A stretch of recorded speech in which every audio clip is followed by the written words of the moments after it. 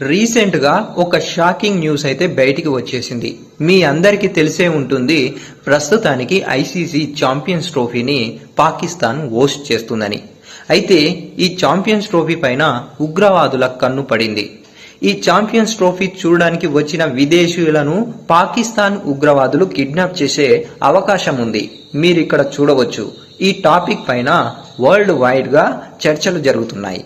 Pakistan intelligence ఏజెన్సీకి ఆ దేశంలో ఉన్న ఉగ్రవాదుల నుంచి మెసేజ్ వచ్చింది. అందులో ఏం రాసిందంటే, ఈ దేశానికి వచ్చిన విదేశీ ఆటగాళ్ళైనా లేదా చూడడానికి వచ్చిన వారైనా సరే వాళ్ళను ఖచ్చితంగా కిడ్నాప్ చేస్తామని మెసేజ్ వచ్చింది. ఆ తర్వాత నాకు గుర్తుకు వచ్చిన విషయం ఏంటంటే, మన ఇండియా అంటే బీసీసీఐ తీసుకున్న నిర్ణయం చాలా మంచిది అని అనిపించింది. మన దేశం వాళ్ళు అక్కడికి వెళ్లి ఆడాలని పాకిస్తాన్ నుంచి చాలా ప్రెషర్ వచ్చినప్పటికీ బీసీసీఐ దానికి ఒప్పుకోలేదు.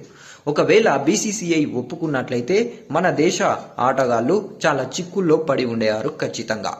కాబట్టి బీసీసీఐ తీసుకున్న నిర్ణయం చాలా వరకు మనకు ప్లస్ పాయింట్ గా మారింది. ఒకవేళ మన దేశ ఆటగాళ్లు అక్కడికి వెళ్లిన తర్వాత ఏమైనా జరిగితే ఏం జరుగుతుందనే విషయం వాళ్లకు క్లియర్ గా తెలుసు.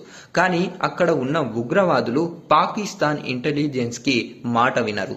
ఎందుకంటే అక్కడ చాలా మంది ఉగ్రవాదులు ఉంటారు కాబట్టి.